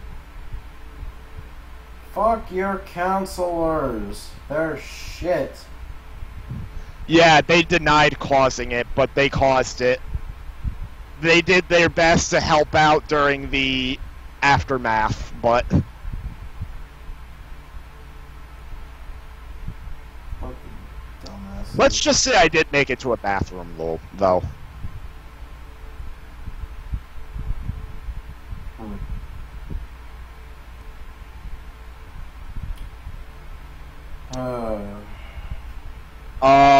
But yeah, that's as far as I'll go, because clearly you don't want to hear anymore. I fucking told you. I mean... I had to tell it because it was on last week's podcast. Oh, fuck. I don't even recognize any of it. If you want the full uncensored version, go watch last week's podcast and just hope you could hear my voice. Was I there when you told it? No, you were long gone. I was? Well, wait a minute. Wait a minute. Well, that doesn't make sense, though. Okay, wait. Hold on. Last week's the 4th of July one? You're talking Yeah, about... the 4th of July one. Oh, that's right. Oh my god. I was thinking of the podcast that Vandalia did that was talking about the changes. I forgot that you even did a podcast on the 4th. I just thought we skipped it for some reason. Yeah. Well, anyways, okay. do you want to tell a quick story or two? Because I need to go tell my sister to take her laundry out of the dryer. And then I'll resume my camp stories when I get back. Wait, we're still going? Because it's like 8. Oh yeah, there's a lot more. It doesn't stop there. Well, actually, I was kind of thinking of ending it because it's been dragging on for a little bit. Okay, so if you want part 2 of the camp stories, tune in 2 weeks from now because I don't know if I can attend next week. I mean, we can go for another half hour, but I'm gonna end Oh, it at alright, 2 yeah, hours. let's go for another half hour then. Alright, well, just so you know, I'm ending it at 2 Camp hours. stories at the time. What? Yeah, I'm ending it at 2 hours flat, by the way. Okay, so I think I can finish up the camp stories in that time. Alright, good luck. Alright, so, one of the only positive things that happened at the evil camp was that we got to go to a county fair complete with, like, amusement park rides. We got to Okay. take a field trip to one. Okay. And then, I remembered I started to get fat around that time. It didn't help that one time at lunch or dinner, I had like 4 or 5 different orders of chicken nuggets. Wow. And it doesn't help that the counselors thought it was perfectly okay. Seriously? Yeah, in fact, I remember I was about to take an extra order at one point because there was one left, and one of the counselors was like, "Oh, look, it's waiting just for you!" And then I started to feel a little sick. I was like, you know what, I kind of don't want it. No? Trashes them. Wait, is this at a restaurant or is this them cooking it? In a dining hall. Okay. I remembered I once wanted, a roll. A breakfast roll. Okay. For breakfast one day, and I didn't know if I had permission to go get one. And then I asked the counselors about it one morning, and they're like, yeah, you can go get one. You know what happened when I went to go get one? They fucking go the opposite route. Like, just pull a 180 and fuck you over. No. Oh, what? Literally, when I reached a hand over to go grab one of the lunch ladies, she said this and covered them up. Like, here's what she said. She was like, I'm not making this up. This is what she sounded like. Ooh, no eat.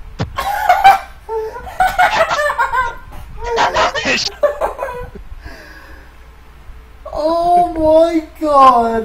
What the fuck? Consuela at your camp. What? You had a Consuela at your camp. Basically, yeah. She covered up the rolls, and I wasn't allowed to take one. Wow. Did you tell your counselors about it? Yeah, and they just shrugged and said, "Oh well." Fucking hate your counselors. Oh my god. Especially since they Let's go eat! I seriously hate your goddamn counselors, dude. Fucking hell. Yeah, especially when they caused that story. Mm-hmm.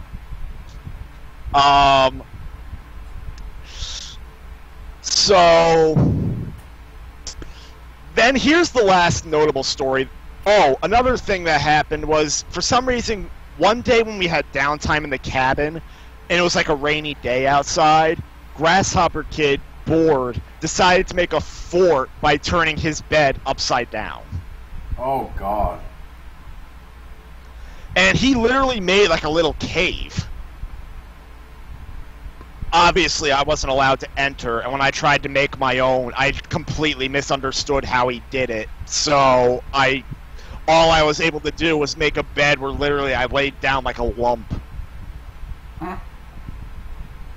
So what exactly do you mean he turned his bed upside down? He literally took the bed, turned it upside down, and he put the mattress on top to like make a sort of man cave. So It's very the wheels or legs would be upwards, the mattress would be laying on the legs, and then that's what he would do? Yeah. That's pretty fucking weird, but okay. Yeah, that's how it resulted. And then I only have one more story from this particular camp that I can remember. And it's the only one that had a happy ending for me. One morning, I woke up to Grasshopper Kid panicking. Panicking? Yeah. What for? And some of the other kids were like, "What's wrong?" And then he kept yelling, "My grasshoppers! My grasshoppers!" Or something along the lines of that. And then they're like, "What's wrong with them?" "There's a few ants in there." What? Wait, what? So, Basically, a couple of giant ants broke into his grasshopper tank, and they were killing the grasshoppers. Oh wow, what kind of ants were they? Fucking fire ants? No, you know like the big black ants that are about this long? Wouldn't those be like... Wait, they were worker ants and they were that big? Oh, I think I've seen one of those. They're the kind of ants that were like about this big. I might have seen one of those in Phoenix, actually.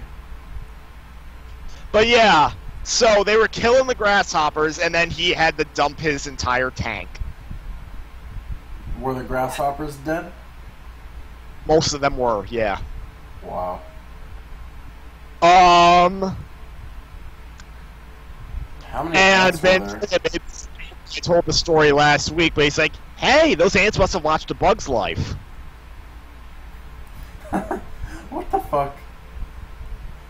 Wait, so how many ants were there? Like, were there a fuck ton, or...? Like, many. There were like 3 or 4. Wow, 3 or 4? How many grasshoppers were there, and how big was the tank? The tank wasn't very big. I think there were maybe at least a half a dozen grasshoppers, maybe a dozen. Can you, like, show how big it would be with your hands? I think the tank was about this big. Oh my god. Are you serious? Fucking Christ. Why would you put a dozen grasshoppers in a tank that size? Are you kidding me? God damn. I think it was maybe a bit bigger than that, but yeah, like, I don't remember how many grasshoppers there were, but there was like a decent amount. And most of them died because of the ants. So were they like small grasshoppers or big grasshoppers?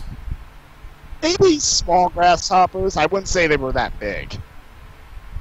Wow. The ants were a little bit bigger than them. Wait, what? The ants were a bit bigger than them? Maybe about the same size.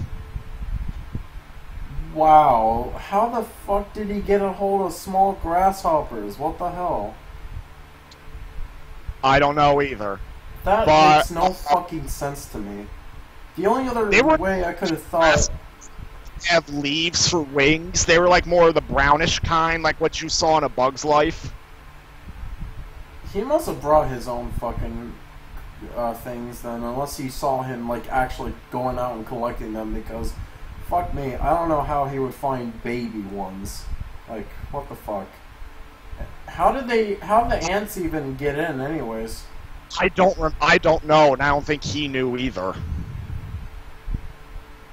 Was the tank on the floor / ground, or?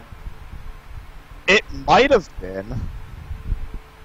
Well, if they were, then, well, what might have happened was that the door, or the door was open or there was like some kind of hole for the ants to go through. Because if there was a lid on it and there was holes, then depending on how big they were, that's probably how the ants could have gotten in.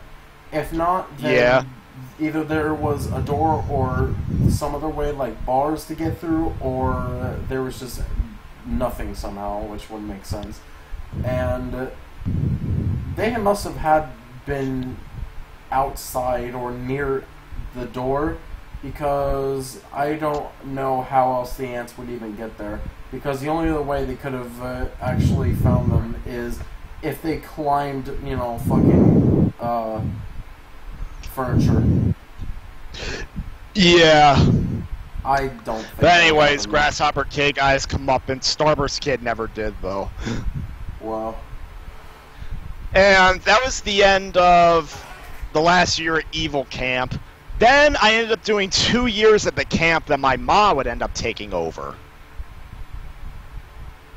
Yeah. The first year was actually pretty good. Like, this was a 1 week camp. I became good friends with a lot of the boys there. Too bad I never saw them again in the year after. Or ever. Oh, wow. So, yeah, we did like a nature hike. And, various other events. Notably, the first time I ever saw the Goonies was in the camp. Huh. Wow. And the only notable thing that happened during this trip was, during this camp, was that we went on a field trip and middle school schnick was on full display. Wow. Because I was obsessed with the weather at the time. And mostly because I was afraid of thunderstorms, and I was always checking the weather to see when they would happen.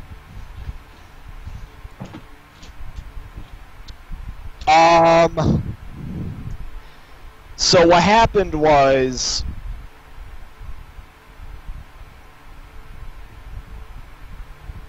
my ma gave me $20 to spend on souvenirs. When we eventually made it to this, we made a few stops during the trip.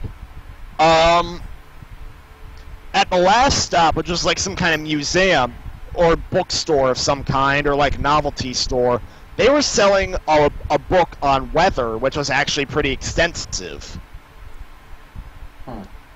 I couldn't buy it. It cost $14. I only had $13. Okay. They weren't willing to drop the price by $1, but then again, I didn't ask, and no one was willing to lend me $1. Wow. Wanna know why I didn't have $20? Why? Because at the first stop we had at a honeybee farm, I wasted $7 on a container of maple syrup my gram could have bought for me at ShopRite. Oh my god. Well, wait, you said it was at a honeybee farm, right? Yeah.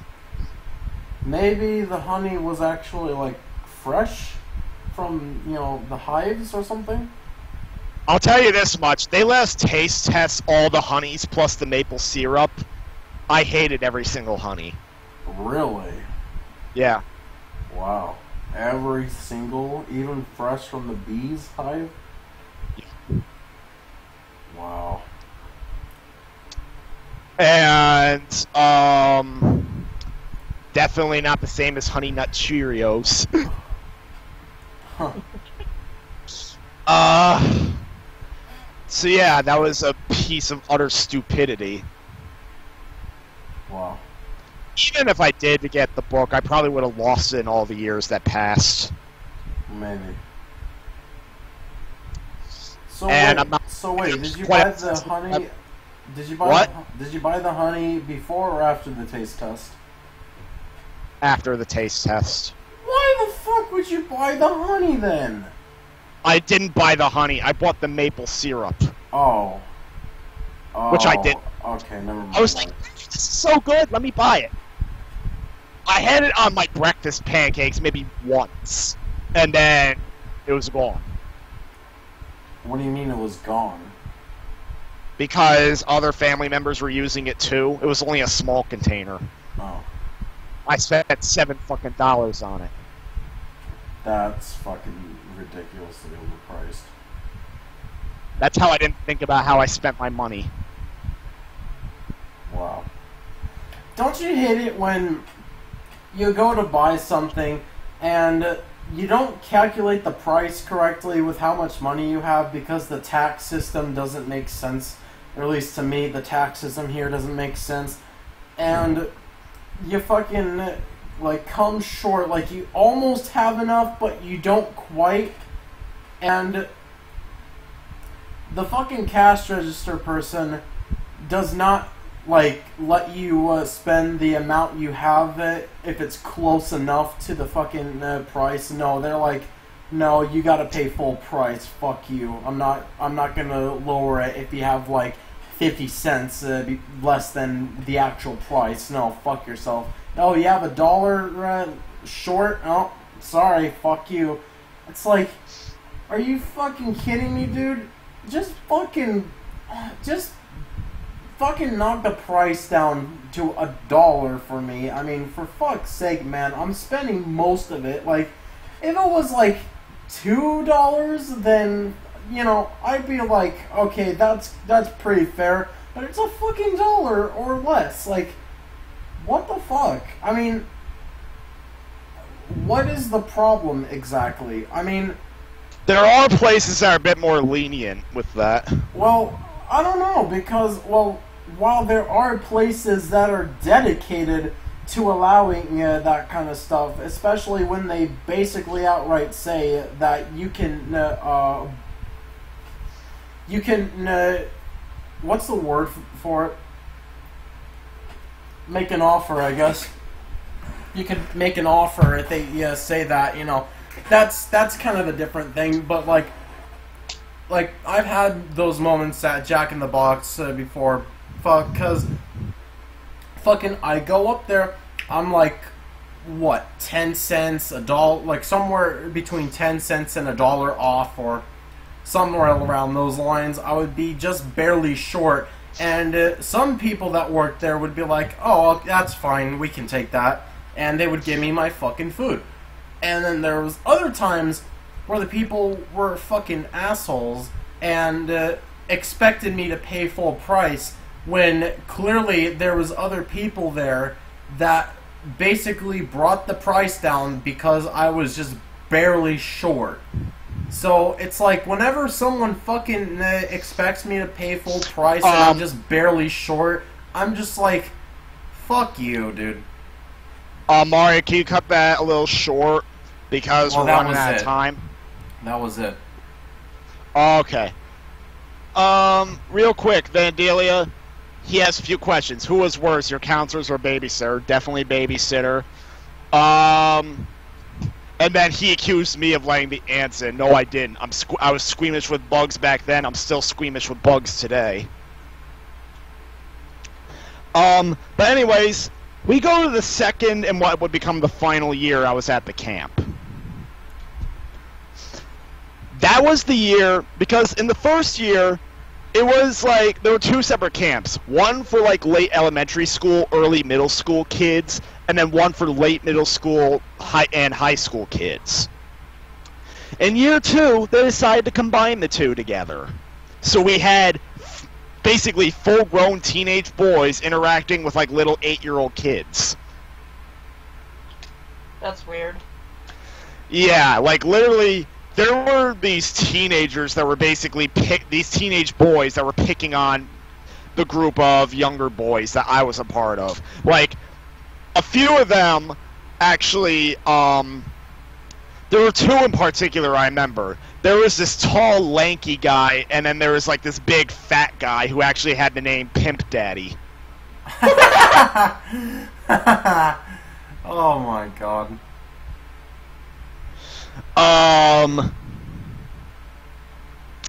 So, they did a lot of the big work, moving fans around to make sure everyone stayed cool. Yeah. Because obviously it was summertime, it was hot. So yeah, I'll admit this year at the camp I was a bit more miserable because none of the boys I had befriended from the previous year returned. In fact, I never saw most of them again. In fact, one boy came back. And when I saw him, I was like, oh, thank God that you're here. And then he revealed, oh, I'm not a camper. I'm just helping my mom. His mom was the nurse. Oh.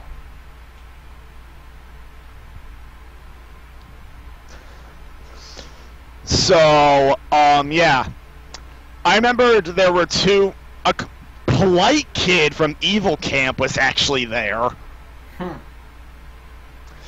And, there were two other boys who were basically an older and a younger brother. They kind of befriended me alongside Polite Kid.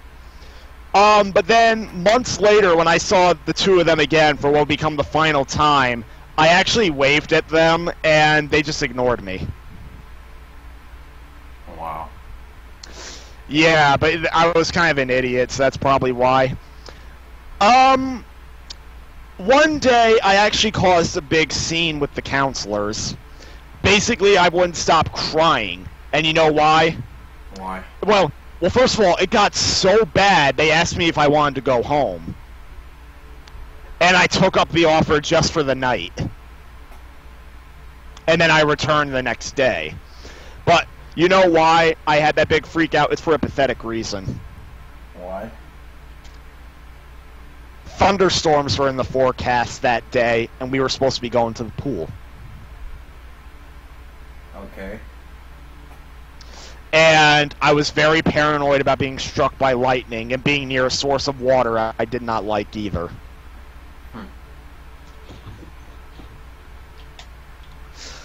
So, what happened then, well, yeah, I went home for the night, and then I returned the next day, but obviously I think everyone considered me a freaking wimp because of that.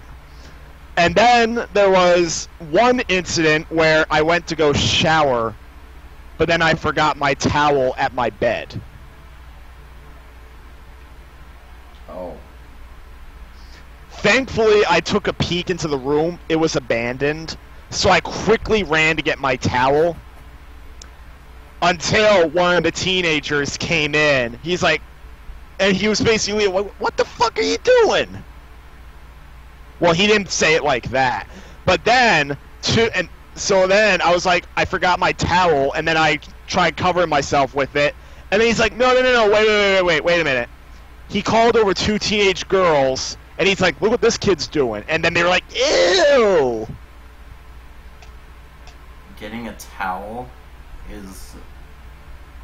Wait. So they were being assholes because you were getting a towel. Yeah. Wow. What fucking most douchebag... Okay, I'm sorry. I was forming a Well, sentence, yeah, he was exposing me to a couple of girls, so... Fucking bullies, though. And by the way, that's the only time I ever saw one of the teenagers get comeuppance for one of their pranks. Wow. Because I talked about the incident with the head counselor. Turns out the teenager who exposed me, it was the head counselor's son. Oh. And she gave him a pig talking to. When you're an 8-year-old kid and the teenager bullies you, but then you expose him to the parent that's also a counselor. Yeah, like I told on him to his parent, basically. Wow. So then there was another. There's only one notable incident I remember from. Well, one I can remember off the top of my head since we're running short on time. We went to go play paintball out in the woods. Okay. Already this is starting to sound good, isn't it? Mm-hmm. So, I got loaded with a paintball gun. I had all my protective gear on. So I went out. I got into a shootout with one other kid. I eventually got shot in the mask. Okay. What the fuck? So I went back out to the starting area, and I was like, yeah, I got shot in the mask, And I was cool with it. Then, round 2, I go and help hold a fort with some of the members of, some of the kids and counselors that were on my team. And I was basically told to duck, lay down in a sniper position. Then, tall, lanky kid, as a prank, shoots me in the leg. Wow. And Wait, he was is on this- my team. Is this airsoft, by the way? No, paintball guns. Oh, even worse. If it's close up. Yeah, it hurt like a bitch. Wow. Yeah. So, he shot me right in the leg. It was almost point blank because he was on my team. Fucking asshole. And when he came back out after eventually getting shot himself, he was like, yeah, I shot you. It was just a... And he basically gave a response that was, it's just a prank, bro. That's no fucking excuse, though. Yeah, and so then we come to round 3. My paintball gun was almost out of ammo, so they gave me a new one that was like freshly filled.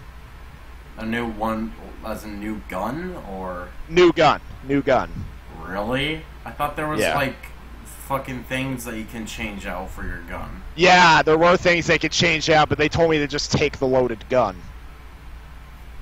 Okay? The loaded paintball gun. That's So- weird, but okay. And now here's the... So, obviously, after being traumatizingly shot the second time, I was afraid of being shot again. What do you mean traumatizingly shot the second time? I don't get it.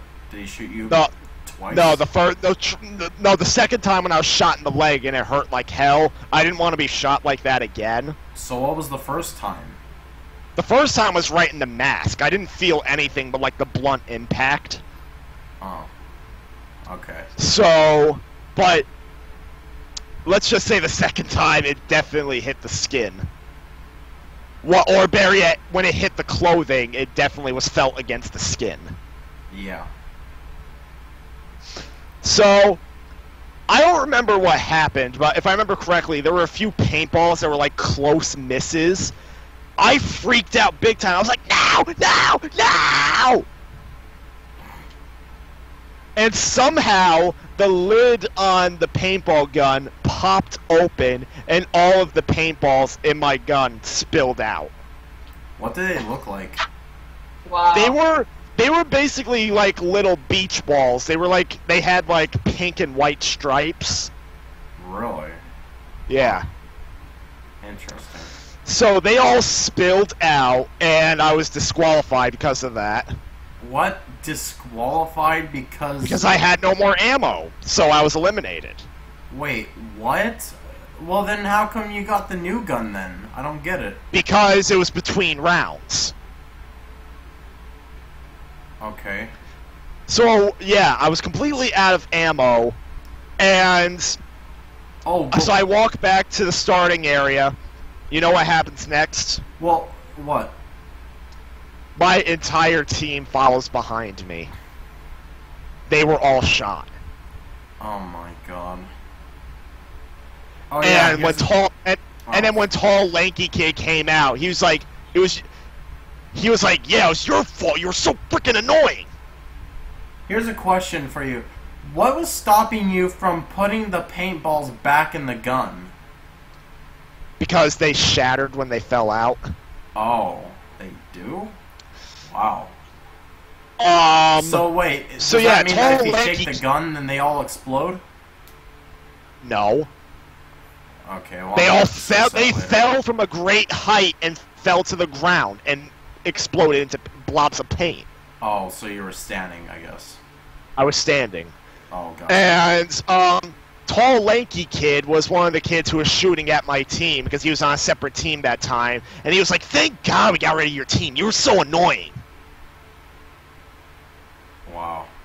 Which I kind of was because I was a bit overreacting a bit, but And then we come to the last thing that happened that day. The big guy, Pimp Daddy, did not play at all, if I remember correctly. Wow. He was playing around with a bandana. Really? Dumbass. No, he was just hanging out. I think he was just hanging out helping distribute the paintball guns. But at one point, he started whipping around a bandana, and as a prank, he whipped it at me. And my response was something my sister would never forget. Oh, no. I ran over to my head counselor, and you remember how the shitty RPGs sometimes have misspellings and typos? Mm-hmm. Try a mispronunciation on extreme levels. Oh my god. I ran over to the head counselor, and so he whipped me. The guy whipped me with a bandana. I ran over to the head counselor, and you know what I told her? I can only imagine. He hit me with the banana! Banana! Oh my god. And literally, the guy himself, as well as my sister, who were standing nearby, laughed hysterically. And my sister, if I bring up the incident, she remembers it very well. Oh my god. Yeah. Banana. Fuck me. So yeah, we're just about at the 2-hour mark, and that's basically all the notable camp stories I have. Yep, so that's all the time we have for this podcast, so if you enjoyed it, then stay tuned next week for another podcast, and I guess we'll see you then. And as Vandalia would say, enjoy the randomness. See ya. Bye-bye. Banana fun! Woo!